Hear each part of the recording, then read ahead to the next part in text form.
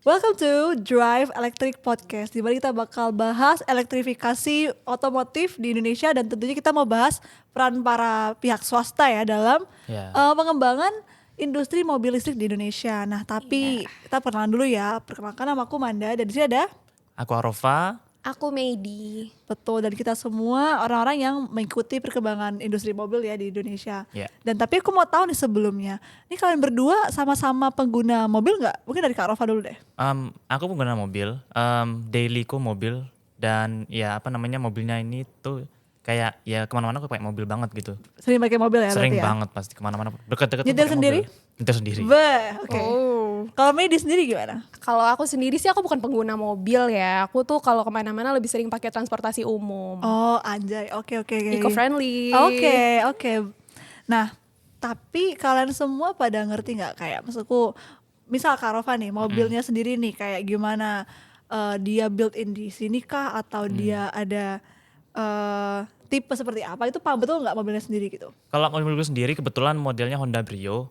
Honda ini kan seperti yang kita tahu merek Jepang. Tapi untuk Brio Satya ini, dia ini kan dimanufaktur khusus di Indonesia supaya dia itu bisa menekan harga yang murah untuk pasar di Indonesia. Iya. Jadi dengan R&D yang seperti itu dibangun di Indonesia, itu dia bisa tetap murah dengan kualitas yang bagus gitu. Itu tuh ada istilahnya nggak sih namanya? Apa mobil LCG sih kalau nggak salah ya? LCGC. Jadi ada perbedaan tipe ya, mobil konvensional sama mobil LCGC.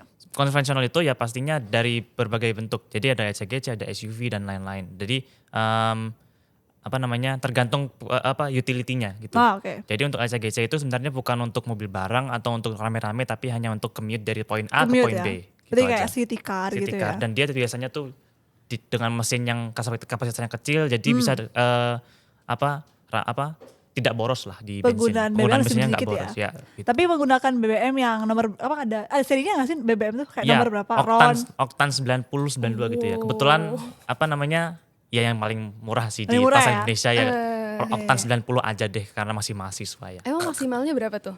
Maksimalnya kan itu yang ada varian yang turbo-turboan itu. Itu round 95 gitu. 95. Kita bahas bensin dikit aja gak apa. Tapi kalau gitu perbedaan setiap round tuh apa sih Kak? Kok ada nomor-nomornya gitu loh? Jadi kan dari round itu sebenarnya dari cara mereka menyaring bensinnya gitu ya.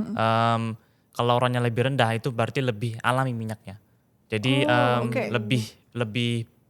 lebih bisa dibilang mungkin lebih tidak cocok untuk digunakan di dalam mesin gitu karena gitu? Ya jadi sebenarnya ya kualitas lah ya, kualitasnya kan mungkin rendah aja, jadi saringnya tuh lebih jarang atau gimana gitu. Jadi yang lebih jarang disaring itu lebih kecil harusnya mesinnya, lebih sering disaring itu untuk cc yang lebih gede gitu. Oh jadi memang kalau orang yang semakin rendah berarti semakin berdampak negatif juga buat lingkungan? Bisa jadi sebenarnya. Oh oke. Tapi kalau gitu emang penggunaan bahan bakarnya emang lagi jadi isu ya karena emang pengaruh besar terhadap karbon emisi gitu lah. Nah, tapi kalian sendiri ini tertarik nggak buat berganti? Misal kalau Medi juga nih, misalnya kesempatan bakal mengendarai mobil gitu ya, ada keinginan nggak buat beralih ke mobil listrik gitu? Jujur buat saat ini kan aku belum butuh banget ya mobil pribadi gitu ya. Tapi kayaknya buat kedepannya aku bakal consider buat utamain buat beli mobil listrik sih, soalnya gitu. Ya balik lagi dia eco-friendly, mengurangi polusi gitu-gitu kan. Tapi kalau Arova mau ganti nih Brionya ke mobil mobil listrik? Iya, pastinya untuk dalam hal menyelamatkan lingkungan. Pastinya aku bakal consider ke mobil listrik karena memang aku suka aja sama teknologinya dia itu. Gitu sih. Ada pilihan mobil yang kalian mau nggak? Wah, kalau aku sih basic aja ya, REV sih. REV. Itu basic kan. Itu lucu tapi banget sih. Itu untuk Medi kan nggak punya mobil. Jadi untuk mengendarai mobil dulu itu REV itu opsi pertama yang cocok untuk Medi. Tapi kalau untuk aku sendiri mungkin Ioniq 5 gitu mungkin. Ioniq 5 ya? Ioniq 5 karena habis ini kan saya lulus. Waduh. Mikirin keluarga gitu. Oh iya langsung ada. Tapi tetap bisa menyelamatkan lingkungan. Oh iya. Setahu ini sih Ioniq 5 itu ada subsidinya gak sih? Ya, bener gak? Ya betul. Jadi itu ada program dari pemerintah juga untuk menyemarakkan penggunaan mobil listrik gitu. Betul. Jadi memang saat ini kan harga mobil listrik itu masih mahal. Karena memang teknologinya mereka itu yang baru, jadi belum bisa diaplikasikan untuk dalam skala yang besar gitu. Jadi karena mereka spare partnya masih sedikit, masih baru banget lah istilahnya kan di kita ini kan, dan sudah dipasarkan di seluruh dunia gitu. Jadi perlu cost yang banyak, tapi memang tujuannya bagus. Makanya dari itu pemerintah itu harus bisa mendukung ya bagusnya dengan cara subsidi ke penggerak elektrik di seluruh transportasi gitu. Motor juga kan sebenarnya Oh iya, udah ada model motor listrik ya. Iya, motor listrik. Nah, itu hal-hal kayak gitu tuh yang kayak soal harga gitu-gitu tuh juga jadi concern buat aku yang baru pengen beli mobil pertama kali gitu. nih, kayak mobil listrik ini kan harganya jauh banget lebih mahal daripada mobil biasa ya, dari pandangan orang awam kayak aku gini. Nah, terus habis itu ya walaupun emang kedepannya bakal lebih, katanya sih bakal lebih murah buat perawatannya, buat isi, kan nggak perlu isi bensin gitu-gitu kan, tapi menurut aku buat sekarang harganya masih terlalu mahal ya. Harganya mahal ya. Permasalahan mobil listrik itu ekosistemnya belum siap ya. Belum siap. Terus harganya masih mahal, yang masih jauh dari jangkauan masyarakat Indonesia lah anggapannya ya. Nah, tapi menurut kalian selain karena memang mungkin pemerintah ada kurang di beberapa bagian, ada nggak pihak-pihak lain yang mungkin harus melakukan sesuatu nih biar lebih cepat nih percepatan penggunaan mobil listriknya nih? Ini Kak Rova dulu deh. Kalau menurut aku selain pemerintah pastinya pihak-pihak swasta ya, maksudnya manufaktur dari mobil-mobil tersebut. Contoh mungkin dari Wuling, dari Hyundai gitu kan, mereka kan sudah membawa teknologi pengisian baterai mereka ke Indonesia juga gitu kan. Jadi nggak mungkin mereka bawa mobil listrik tapi nggak ada yang bisa ngecas, yang ngapain gitu. Maka dari itu malah memandekkan pasar mereka gitu, malah mati di sini gitu misalnya kan. Karena memang ya pemerintah memboleh-bolehkan pasti, tapi kan nggak ada yang punya teknologi yang cocok sama pengisian baterai atau energi dari mobil listrik tersebut gitu. Jadi ya harus sepaket gitu. Mereka bawa teknologi baru, harus ada struktur barunya juga yang mendukung teknologi mereka ini gitu kan. Toh juga ketika mereka sudah membagikan atau berbagi teknologinya mereka ini, semua tuh pasti bisa menyusul dan bisa mengaplikasikan pada akhirnya the ultimate goal dari tren naiknya mobil listrik ini itu adalah penghijauan kembali lingkungan gitu kan. Jadi pastinya ketika kita sudah bisa nyaman dimanapun kapanpun pakai mobil listrik, ya sudah berarti kita juga sudah bisa berkontribusi dalam penghijauan lingkungan gitu. Aku juga sempat ada concern sih kalau misal kita ganti ke mobil listrik ini, karena aku juga salah satu ya pengendara mobil juga ya. Aku juga kepikiran kayak misal nih tiba-tiba hal-hal simpel lah kayak kehabisan baterai gitu ya. Tiba-tiba nggak ada tempat buat ngecas gitu. Itu kan menjadi pertanyaan ya, sebenarnya lebih efektif emang kita pakai mobil biasa yang konvensional atau mobil listrik? Karena dan menurut kalian nih lebih hijau mana, kita pakai BBM atau memang nanti bakal pakai baterai yang pasti bakal ada limbah baterai kan? Nah, menurut kalian kayak gimana nih? Ini dari Benny dulu ya. Ya, kalau dari aku sendiri sih buat jangka panjang bakal tetap lebih menguntungkan buat mobil listrik ya. Kayak ya limbah baterai oke lah, tapi itu masih di masa depan banget, masih jauh dari sekarang. Nah, tapi kalau misalkan kita mau lanjutin buat lanjut pakai BBM ini kayaknya agak terlalu cost too much buat di era sekarang ini gitu. Oh gitu ya. Kalau dari Karova gimana tuh? Sebenarnya ini ya, semuanya itu kan, ini kan goalsnya mengurangi emisi karbon, bukan berarti nggak ada yang dibuang dari situ ya. Tapi memang tinggal kita mau pilih. Sebenarnya perbandingannya mereka ini ya, dalam pengolahan bahan bakar dibandingkan dengan baterai, lebih tinggi baterai sebenarnya emisi karbonnya. Sebenarnya begitu. Dalam hal pengolahan bahan bakarnya, energinya ya. Pengolahan bahan bakar, Ya, tapi di jalanan lebih rendah listrik pasti. Iya sih. Tapi lebih tinggi digabungkan ya pastinya dengan mobil bahan bakar gitu. Di jalan, ini emisi karbonnya di jalan. Tapi kan ngaruhnya kemana ke kita gitu kan. Kita lebih kena polusinya bensin atau polusinya listrik gitu di jalan gitu kan. Jadi kita tinggal milih aja mau banyak polusi di di landmine-nya, di sumbernya langsung, atau lebih banyak polusinya di jalan gitu aja. Tapi gitu. Pastinya kita juga harus berinovasi gitu kan. Seperti yang aku bilang tadi, di ultimate goal-nya itu secara keseluruhan pastinya kan mengurangi emisi karbon. Nah, itu juga jadi tanggung jawab swasta yang seperti aku bilang tadi untuk menemukan cara yang lebih eco-friendly juga, baik dari mobilnya itu sendiri maupun cara pengolahan baterainya itu gitu loh. Jadi ini juga harus jadi kerjasama global gitu harusnya gitu ya. Karena pada akhirnya kita pastinya mau semuanya itu bersih, baik dari pembuatannya, manufaktur mobilnya sampai ke mobilnya itu sendiri pastinya harus bersih gitu loh. Oke. Itu. Iya memang sebenarnya nggak bakal ada benar-benar solusi 100% ya bisa menghilangkan semua karbon emisi gitu ya.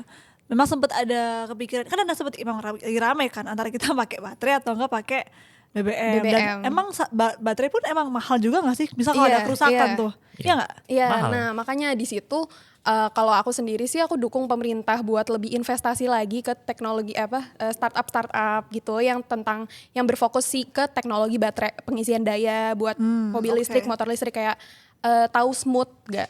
Nggak ada tahu. Itu dia tuh, nah masih nggak tahu kan? Nah dia tuh masih yang kayak masih jarang gitu diketahuin sama orang-orang buat jadi teknologi buat ngisi baterai mobil listrik ini karena emang masih sedikit. Mungkin itu ada di dekat rumahku sih di Jakarta. Nah aku nggak tahu di sini udah ada apa belum sih sebenarnya. Betul kayak apanya tuh? Kayak penyediaannya? Kayak dia tuh dia masih berfokusnya sama motor listrik sih kalau sekarang. Dia penyedia baterainya gitu. Jadi kayak fast charging battery something station. Kayak Volta itu kan dia isi sistem pengisian tenaganya itu tuh tuker baterai. Tuker baterai jadi gitu sistemnya. Sebutlah pom bensin stationnya Volta, kita ke sana itu bukan ngecas tapi ganti baterainya. Baterai yang lama kita taruh di situ, kita beli yang baru yang udah tercas gitu. Pinjem kayak galon aqua. Kayak galon ya? Iya. Kayak galon. Kayak galon gitu sistemnya. Habis airnya kita isi kita ganti galon sama yang baru. Penuh, gitu. kan? Iya, sama yang penuh. Jadi gitu sistemnya. Iya. Nah ini karena, tapi aku belum pernah tahu nih sebenarnya kayak gimana sih sistem pengisian baterai kalau mobil listrik, karena perlukah kita ngisi sampai 1 jam gitu kah atau kalau bukan diatur tambah ya? Nah, mungkin Kak Rafa lebih tahu nih. Pernah nggak Kak kayak tahu caranya buat ngisi daya baru lah buat mobil listrik? Mobil listrik itu sebenarnya ada 2 cara, bukan 2 cara tapi satu sama caranya tapi alatnya berbeda gitu. Oh gitu. Ada tuh kan kita pernah dengar yang pengisian daya yang ditanam di rumah gitu. Nah itu bisa sebenarnya. Oh gimana tuh? Jadi ya kita pasang PLN baru token baru khusus untuk pengecasan itu aja, alat pengecasan itu aja. Itu nggak mahal tuh Kak? Nah itu berapa biaya tuh? Makanya. Pasangnya mahal pasti, cuman listriknya kan murah sebenarnya untuk bensin aja gitu. Kalau nggak salah setiap kWh-nya itu 4.000-an loh masih. 4.000. Contoh mungkin di REV itu kapasitas baterainya tuh mungkin cuma 20-30 gitu ya. Ya kali aja 4.000, 5.000. Jadi full dari 0 ke full berarti 150-an ribu gitu loh. Oke. Kalau diisi RON 90 mungkin cuma setengah tankinya gitu. Iya, Brio juga nggak nyampe 150. Nah, tapi memang kalau di rumah itu biasanya tuh yang slow charging pastinya karena dayanya rendah. Tapi kita cas semalaman besoknya udah penuh gitu.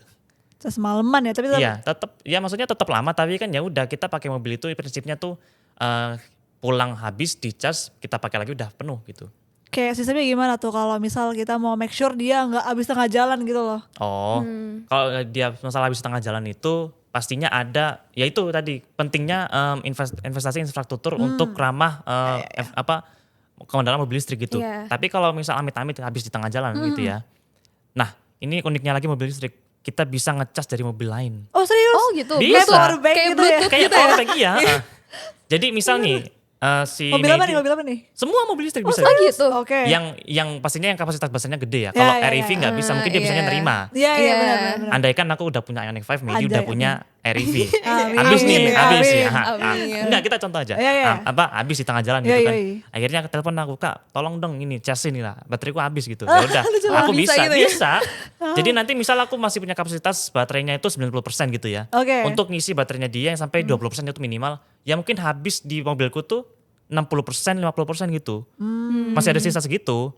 Iya. Gitu, bisa sekarang itu. Terus terus pakai apa tuh nyambunginnya? Ada kabel semacam kabel. Ada kabelnya. Itu udah wajib di seluruh mobil listrik itu harus ada kabel yang bisa AC/DC gitulah. Oh, AC/DC ya. Bukan band ya. Ada band rock AC/DC. Gak tahu. Itu udah lama gak sih? Iya, itu jadul banget. Old soul, maafkan saya. Iya. Bisa gitu. Oh, ini banyak banget fitur-fitur yang aku gak tahu ya jujur sebagai pengamat mobil konvensional aja ya sebenarnya. Tapi memang tapi itu kira-kira dari segi infrastruktur ya. Tapi ada hal lain lagi nggak ya?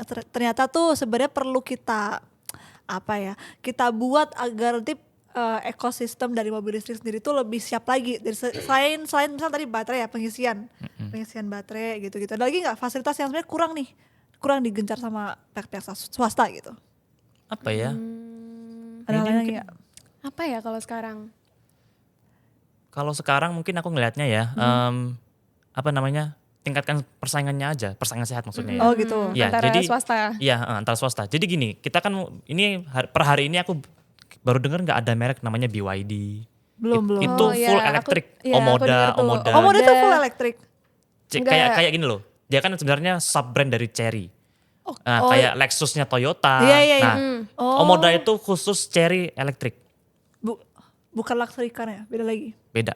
Ya dulunya mungkin luxury, tapi kayaknya sekarang varian itu semua khusus untuk elektrik yang baru-baru gitu. Moda bagian, oke.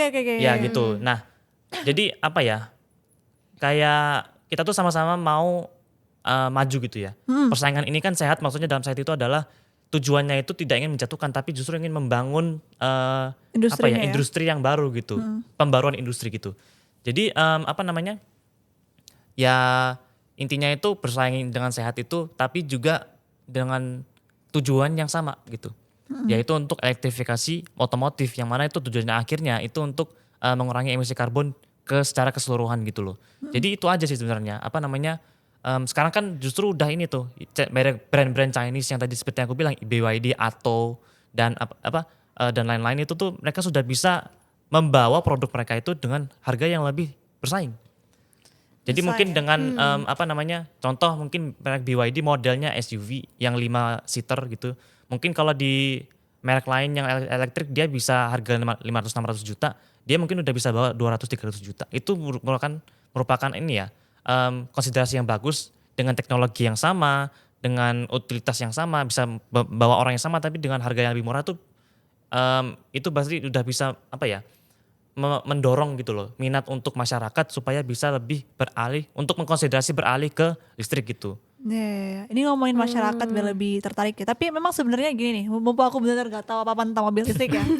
Sebenarnya kisaran harga mobil listrik paling rendah, misalnya kayak REV gitu ya. Emang berapa sih kok sampai masyarakat tuh kayaknya selalu bilang kayak mobil listrik tuh mahal gitu loh. Berapa ya sekarang ya? 200 juta. 200-an juta iya. 200-an iya. Tapi untuk mobil cuma 2-seater, 4-seater. Nah, dia tapi tuh 2 row, tapi kamu harus masuk lewat driver. Harus gini kita. Dan orangnya harus setinggi aku semua. Iya. Oh gitu. Biar nyaman. Ini serius. Emang betul kayak gitu. Aku udah pernah nyoba tes REV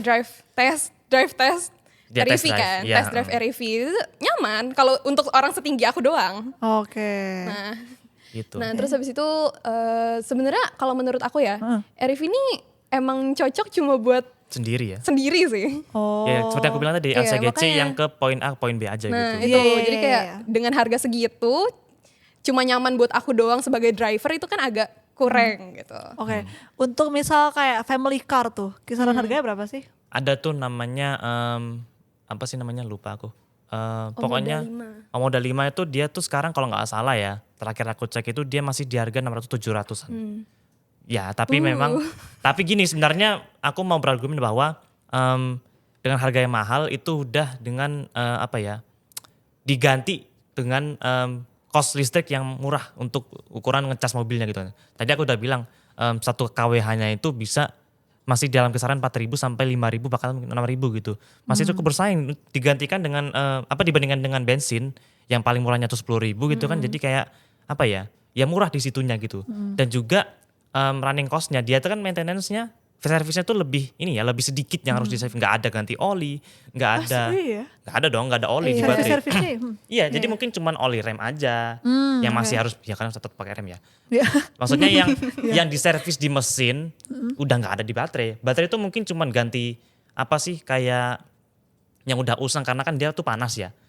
Mungkin diganti kayak kabel-kabelnya mungkin yang udah gitu. Tapi kan kabel dibandingin dengan mesin itu mungkin nggak less complicated lah istilahnya. Garansinya mereka juga panjang-panjang, ada yang 8 tahun, 10 tahun, 20 tahun. Iya, karena untuk menanggulangi kurangnya mereka kan masih belum intinya kan masih belum menyeluruh gitu ya. Oh iya. Spare partnya mereka itu kan masih kurang banyak gitu, kurang tersentuh di masyarakat gitu kan. Jadi makanya mereka berani ngasih garansi yang gede itu, kita harus bisa mikir, oh berarti mereka itu udah reliable gitu. Udah bisa diandalkan sehari-hari tanpa kita harus mikir, wah ini bakal ini gimana nggak ya ini mobil listrik nih gitu kan. Berarti juga masyarakatnya masih kurang akan informasi tentang ini yang harus kita ini, maksudnya kayak ya masyarakat tuh harus bisa tahu kalau mereka tuh udah ready, tinggal kita aja mau atau enggak gitu loh. Iya, memang banyak yang masih belum tahu sih tentang perawatan mobil-mobil listrik, karena mereka selalu mikir kayak beli listrik tuh mahal. Iya mungkin karena baterai mahal. Ya karena mungkin yang tahu cuman brandnya gitu kan, nggak bisa. Kan kita tuh kalau mobil bensin tuh kan pasti nggak mau ke dealernya langsung gitu kan ya. Gitu. Jadi tapi memang ya namanya teknologi baru perlu waktu untuk semuanya tuh menyesuaikan gitu. Betul. Masih dicoba. Iya, tapi memang brand itu sudah berani untuk memberikan perawatan yang eksklusif tapi dengan cost yang terjangkau gitu. Karena memang sebenarnya kalau dilihat-lihat untuk jangka panjang dalam runningnya memang lebih efisien pengerjaan di baterai sih sebenarnya. Iya. Kita udah nggak perlu ganti oli, nggak perlu pendinginan dan lain-lain gitu, nggak. Iya, karena mobil konvensional kalau servis makin lama, semakin tua kan semakin mahal. Iya, semakin mahal, harus ganti mesin juga gitu kan.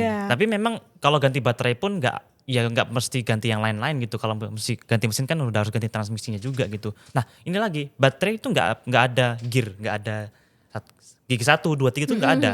Iya. Nggak ada. Nggak pernah masuk mobil listrik sih. Oh gitu. Jadi langsung aja gas ya pakai mesin dari ininya, baterainya gitu. Nggak ada harus 1, 2, 3 itu nggak ada. Oke. Jadi lebih less part tapi more efficient gitu. Iya. Oke. Kemudian nangkep nih. Salah satunya yang perlu yang pihak swasta atau para brand ya terutama itu ngelakuin itu adalah edukasi mengenai perawatan dari mobil listrik itu sendiri. Gimana kita bisa sebenarnya itu efisien gitu loh, bukannya kita malah tambah ribet dengan adanya keadaan baterai gitu ya. Dan juga ini sih masalah spare part ya. Emang masih jarang banget ya spare part. Masih jarang banget sih itu. Aku sering banget denger cerita-cerita orang gitu kayak mobilnya habis nabrak terus spare partnya ada yang rusak lah tapi itu harus pesan dari luar gitu-gitu. Nah makanya di dalam negeri kita ini nih pemerintahnya juga masih harus tetap mendukung. Kira-kira menurut kalian biar bisa misalnya spare part biar lebih banyak gitu ya stoknya misal tuh kira-kira perlu apa nih dari beberapa sektor lah harus apa nih? Sebenarnya ini ya kalau dari aku ngelihat di permobilan itu spare part itu maksudnya adalah orang lain dari selain brand gitu yang mau mekanik biasa gitu, bengkel-bengkel yang sekiranya tuh ya bisa ngerjain. Tapi memang semuanya itu perlu waktu. Kita tuh harus edukasi dulu. Nggak sembarang mekanik tuh bisa sekarang ya. Nggak sembarang mekanik itu bisa ngurus mobil listrik gitu. Karena memang untuk mengenalinya itu memang complicated sebenarnya. Karena mereka itu one big thing, kayak nggak ada yang perucil-perucilnya gitu-gitu nggak ada. Barang-barang kecil itu nggak ada. Gitu nggak. Jadi one big thing ya baterai gitu kan. Kayak baterai kita kan yang AA ya udah itu baterai, nggak ada yang diganti kan, nggak ada ganti enggak gitu. Baterai itu sebenarnya seperti itu. Jadi untuk pada akhirnya tuh kita tetap harus bergantung sama manufakturnya. Nah mungkin yang spare part yang bisa diganti ya pastinya rem, bubut rem sendiri itu masih bisa. Tapi untuk teknologi baterai sendiri itu kayaknya kita perlu waktu untuk bisa bikin baterai yang mungkin bisa cocok untuk semua mobil gitu ya. Tapi kan lagi-lagi kalau brand sudah berani seperti itu, berarti untuk menekan harga maintenance-nya itu harusnya kita nggak perlu khawatir lah untuk percayakan mobil ini masih kepada brand gitu. Karena pada akhirnya mereka yang punya teknologi ini berarti mereka akan full bertanggung jawab untuk bertanggung jawab terhadap teknologinya gitu loh. Contoh mungkin seperti Hyundai gitu, di Ioniq 5-nya itu pernah recall. Recall tuh gimana tuh? Recall tuh maksudnya ditarik lagi mobilnya untuk ngebenerin suatu gini. Penarikan ya? Ya penarikan, jadi untuk dibenerin kayak inilah. Contoh mungkin ada tuh mobil di Amerika pastinya remnya tuh gampang rusak. Pasti di recall semua modelnya yang udah dibeli. Diteliti gitu ya? Diteliti, dibenerin, diganti spare part yang baru itu harus bisa dan itu harus dalam tanggungan mereka gitu. Karena semuanya mengalami. Gitu. Waktu itu Ioniq 5 itu di recall karena kalau nggak salah itu kalau nggak salah ya, itu pengecasannya. Pengecasannya ya. Kayak nggak gampang masuk atau gimana gitu, listriknya tuh nggak masuk gitu, jadi nggak bisa dicas gitu. Dan itu harus terus gimana cara ya, makanya makanya bisa gitu dicas kan ya? kalau Lowbat. gitu. Makanya di recall ke Hyundai untuk dibetulin gitu istilahnya. Iya. Iya ya, tapi memang ya sebenarnya pengembangan industri mobil listrik itu emang rencana jangka panjang ya, kita memang harus kayak sabar dan juga paham gitu ya segala setiap prosesnya biar bisa lebih sustain gitu juga ya. Dan memang tapi menurut kalian nih untuk pengembangan industri sendiri dari bagian R&D-nya tuh, menurut kalian Indonesia sendiri udah mendukung belum dari segi edukasinya, pendidikannya? Apakah kita udah siap nih buat buat lebih memajukan teknologi dari electric vehicle ini? Kalau menurut aku sih belum ya. Belum ya? Dari atasnya sendiri juga belum gitu. Belum mengasih tahu kita satu persatu tentang ini gimana sih, ini apa sih. So kayak ya aku sebagai orang awam yang maksudnya jarang juga ngerti soal mobil apa segala macam, itu kan kayak aku harus nyari tahu sendiri, aku harus googling sendiri, aku harus YouTube sendiri. Itu pun aku YouTube nontonnya orang luar. Oke. Nah gitu. Ya, aku mikirin kayak misal kan tadi disebut kayak memang para mekanik, para teknisi itu perlu belajar gitu kan. Dan aku mikir apakah dari segi institusi pendidikan Indonesia sendiri nih, apakah sudah memberikan pelatihan yang mumpuni? Kalian ada tahu nggak tentang permasalahan di bagian situ? Ini sebenarnya masalah yang kompleks ya, karena kita ini kan sudah pakai teknologi ini, kan teknologi bensin dan lain-lain, minyak itu tuh udah dari ratusan tahun yang lalu sebenarnya gitu kan. Kita lahir itu udah sama bensin gitu kan. Betul. Jadi kayaknya untuk mengubah suatu tradisi yang udah mendarah daging di suatu negara, di dunia bahkan itu ya, itu bakal perlu waktu yang banyak gitu. Jadi harus sabar memang. Mau investasi dari pemerintah ataupun swasta sebanyak apapun, yang namanya penyesuaian atau penggantian karena itu pasti udah mendarah daging di semua sektor baik di industri maupun di masyarakat itu sendiri gitu kan. Karena kita bergantung semua pada minyak gitu. Jadi pastinya ya kita perlu waktu pastinya. Sabar dan harus cekatan untuk bisa beradaptasi secara penuh ke power plant teknologi listrik ini gitu. Jadi ya butuh kerjasama dari seluruh lapisan masyarakat, baik dari brand pemerintah maupun dari orang itu sendiri gitu. Tapi untuk pertanyaan yang tentang Indonesia itu siap atau enggak, sebenarnya siap. Tapi kita sayang banget, luas banget ini negaranya. Iya itu juga luas. Kenapa nih kalau luas jadi masalah? Ya pastinya penyebarannya bakal terlambat pastinya gitu kan. Kita kan istilah kata kalau kita ke daerah-daerah yang kayak pelosok. Madiun, Magetan gitu-gitu, pelosok-pelosok itu kan mau bikin pom bensin itu susah sebenarnya. Iya benar. Makanya ada yang namanya tuh Pertashop gitu-gitu. Itu sebenarnya kan untuk menanggulangi kebutuhan bensin di masyarakatnya gitu. Tetap perlu bensin tapi kan nggak bisa dalam skala yang besar kayak SPBU di umum-umumnya gitu kan. Tapi kan ya namanya juga perlu gitu kan. Sudah bukan opsi pasar lagi tapi kebutuhan sekarang itu kan bensin itu. Jadi makanya sulit gitu kan. Belum juga nggak semuanya belum tentu tahu tentang bensin tapi udah ganti elektrik gitu. Wah, iya tuh bahaya juga tuh. Kita kan bonus demografinya tuh banyak gitu kan. Jadi kayaknya tuh memang tetap perlu waktu. Bahkan ya negara-negara di Eropa pun perlu puluhan tahun untuk beradaptasi seperti itu gitu kan. Apalagi kita yang ya punya ratusan juta penduduk gitu kan. Jadi perlu waktu gitu. Jadi tetap bisa kok. Maksudnya kalaupun akhirnya kita bisa berhasil 100% elektrik itu pasti bakal keren banget Indonesia, bakal maju banget. Tapi bakal butuh waktu yang sangat panjang ya berarti. Tapi butuh waktu yang panjang, perlu pengeluaran yang tidak sedikit gitu-gitu. Tapi ya memang tujuannya itu the ultimate goalnya itu pasti bakal memberikan manfaat ke Indonesia secara keseluruhan. Iya ya, ini hari ini banyak banget informasi tentang EV ya yang aku belum tahu dan ternyata memang perlu edukasi yang banyak banget. So thank you banget Kak Rova sama Medi udah sharing tentang industri mobil listrik. Harapannya teman-teman dan semua masyarakat luas bisa lebih tahu ya tentang potensi positif dari mobil EV sendiri dan juga mungkin tertarik untuk membelinya juga ya. Iya, kalau Manda udah tertarik belum buat beli sekarang? Buat ganti tuh. Sekarang memang harus lebih paham dulu sih. Oh iya, karena masih mikir aduh ada takut-takutnya gitu. Tapi gak apa-apa, pelan-pelan kita belajar. Iya, pelajari dulu gak apa-apa, pelan-pelan. Pelan-pelan aja. Semua pelan-pelan. Ya oke. Thank you for today's episode. Thank you semuanya. Thank you Man. Berarti kita bisa ngobrol lagi ya. Iya. So, kita say goodbye dulu ya buat nonton gitu ya. Oke. Bye-bye semuanya.